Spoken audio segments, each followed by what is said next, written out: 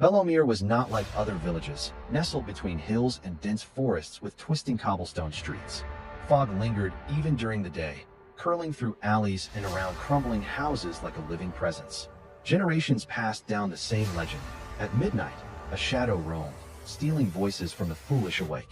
Children were warned, adults laughed, yet there was a tension that never left the air. Windows rattled even on windless nights, and doors sometimes closed without reason. People occasionally heard their name called, but when they looked, no one was there. Elena had grown up hearing these stories. She was intelligent, curious, and unafraid. Villagers joked she would be the first to encounter the shadow and live to tell the tale.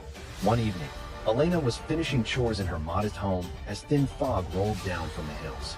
The fog muffled the distant sounds of livestock and the church bell. At precisely 11:58, she heard a faint whisper, almost imperceptible at first.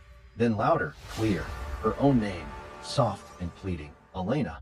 The wind was still. Trees didn't move. The whisper repeated, soft and mournful.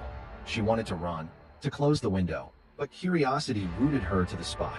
The first sign came the next morning. Mrs. Petrov was gone. No footprints, no struggle, no explanation. Villagers murmured but refused to acknowledge the fear gnawing at them. Then another disappearance, and another.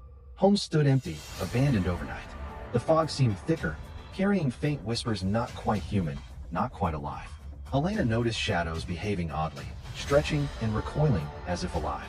At night, she would lie in bed, staring at the dark corners, unable to sleep. Every night, the whisper returned, sometimes her mother's voice, sometimes her own reflection echoing back. She tried to leave, but the familiar streets became twisted like an endless labyrinth. Every corner held a faint shape, a darkness that coiled and shifted. Whispering voices grew, speaking of villagers who vanished before her eyes. Determined to confront the haunting, Elena stayed awake, sitting in the darkest corner. At exactly midnight, it appeared, a dark, shapeless figure, terrifyingly familiar. "Why did you wake me?" It spoke, in Elena's own voice. She ran, but the village resisted her escape. Streets elongated, fog swallowed houses. Each step brought whispers closer, overlapping, pleading, angry, eerily joyful.